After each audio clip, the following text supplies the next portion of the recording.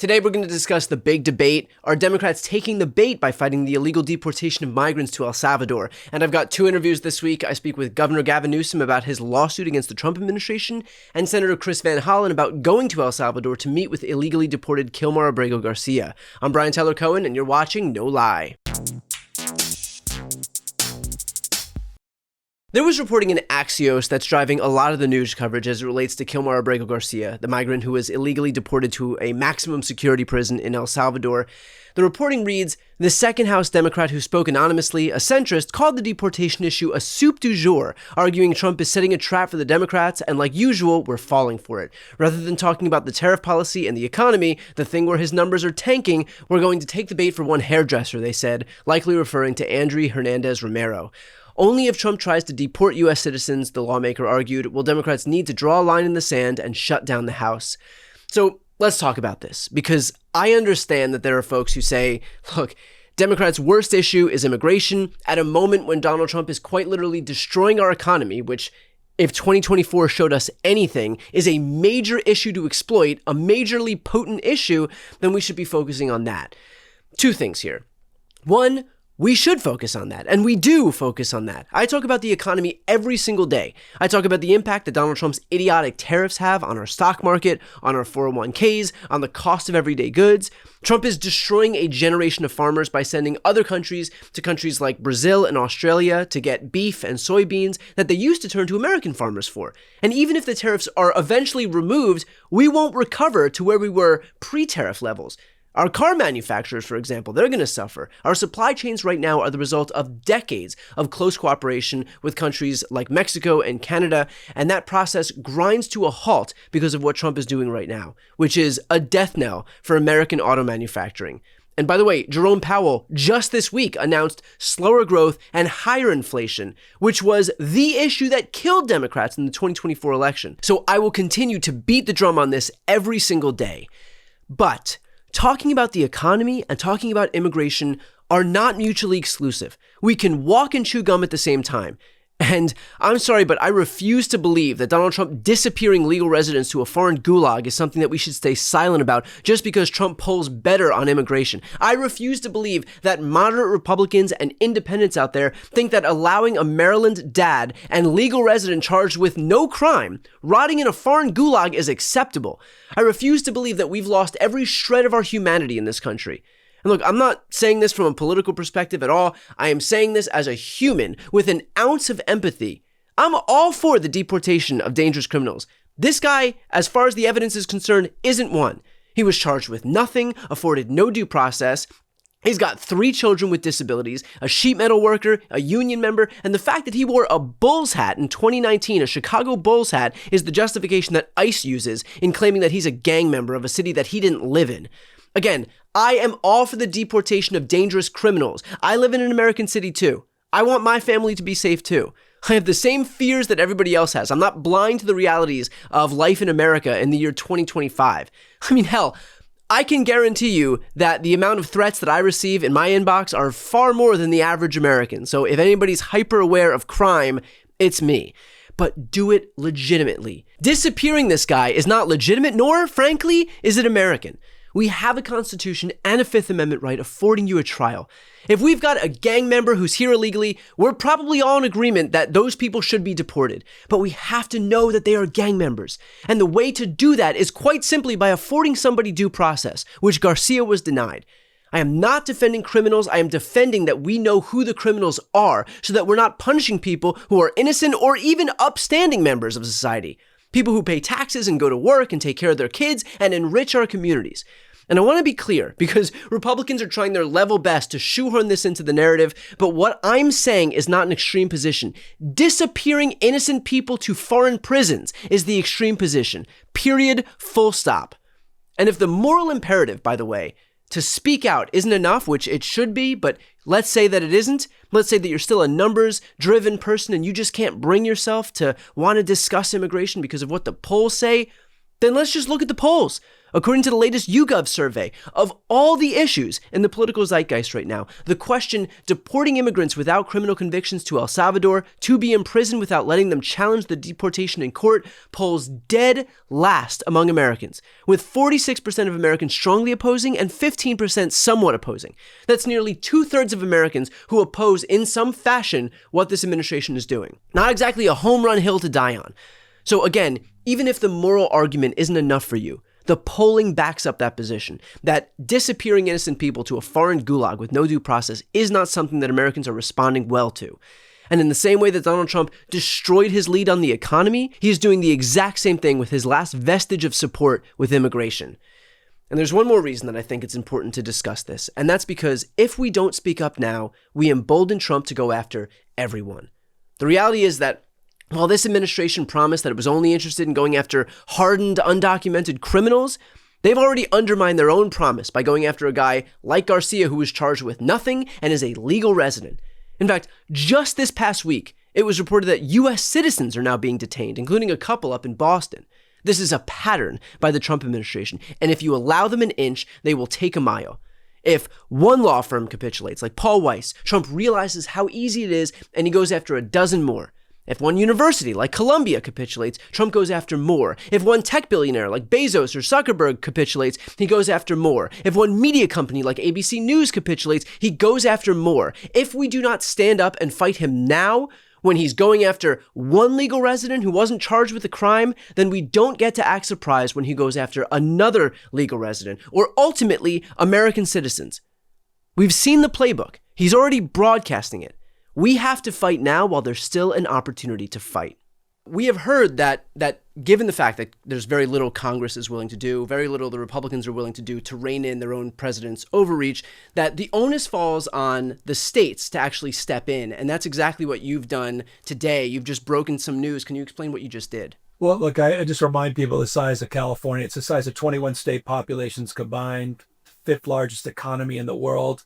We're the largest, and most folks listening perhaps don't know this, we're the largest manufacturing state in America, $412 billion of output. And put that in perspective, that's 41% greater than Texas and their manufacturing base. And so no state in America is more impacted by Trump's tariffs, Trump's tax increase, Trump's regressive de facto sales tax increase, and all the uncertainty that he's brought to bear to our markets, to our allies, to our relationships and trade and supply chains around the globe. And as a consequence of that, we're already starting to see the effects in my home state, not least of which today, the markets, your 401k was impacted, the NASDAQ dropping significantly, NVIDIA, a great California company, great American company, one of the dominant global companies, took a $5.5 billion charge related to some of the uncertainty, the toxic uncertainty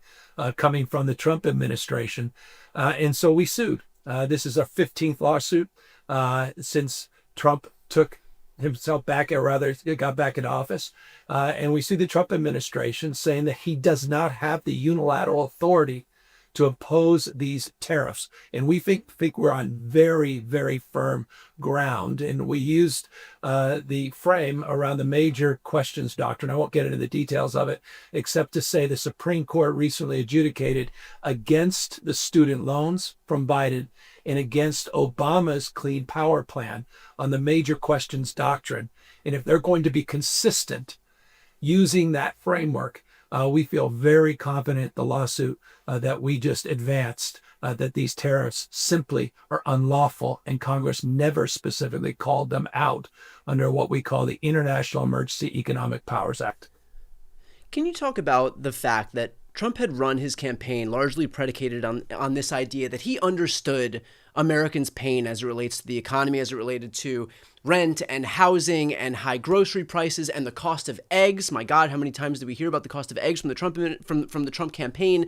And yet the first thing they opted to do once they actually had power, once they no longer needed everybody's votes because they already got what they needed from people, is to engage in a trade war, a doomed trade war that would immediately have the impact of raising costs for everybody while at the same time gutting everybody's 401ks, including, by the way, for people who need to draw from those programs now because, they're in that phase of their life where they're living off of that. Yeah, it's complete betrayal. I mean, the focus more on Greenland than the cost of groceries. Of course, you listen to Trump, he discovered the word groceries. He keeps literally acting like he's rediscovered a word and he's introducing it to the American people. That's serious. That's how out of touch he is. He lied to people. Today I did this, I announced this lawsuit today in the middle of one of the most densely populated Trump counties in the United States of America, in the heart of Central Valley, in the heart of one of the largest agricultural districts in America. I'll remind you, $48 billion a year comes out of the state of California in forestry, fishing,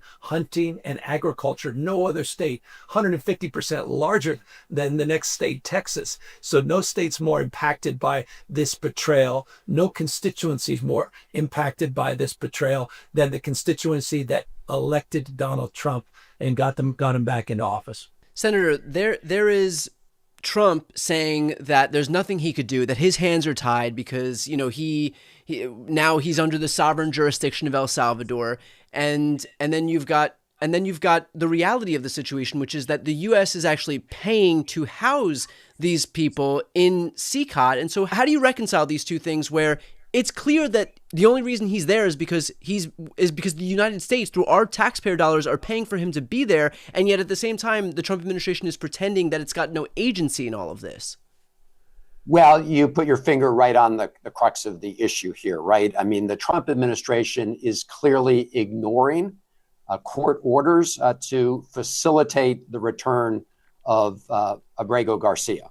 I asked the embassy here if they'd received any instructions from Washington to help facilitate his release. The answer was no, they haven't.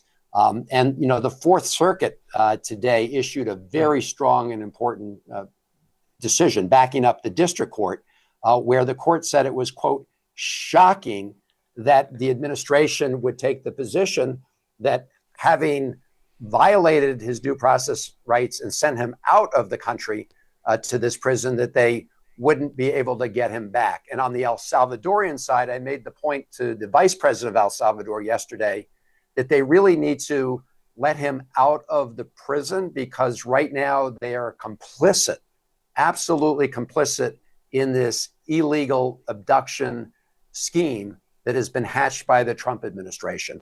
So we just need to keep pressure on both sides, keep speaking out. I made it clear to everybody here, I may be the first senator or first member of Congress here. I'm sure there will be others. Is there any concern that the Trump administration isn't going to be willing to even acquiesce to the ruling that was handed down by the Supreme Court, by the federal district court, and now reaffirmed by the Fourth Circuit panel, because he views this as a broader metaphor for his immigration fight. And so he knows that if he capitulates even an inch here, then it's going to be viewed as weakness on the broader immigration topic. And so for that reason, he's just going to continue to abide by this Roy Cohn mentality where he doesn't even give an inch despite what the courts say. So, yes, he may well try to continue to defy the court orders. Right now, they're trying to hang on this very thin read of their interpretation, although they admit that they have to facilitate the effort, but it's clear from the facts that they're not doing anything to implement that right now. So this is why we also have to make sure that we put pressure on from every angle.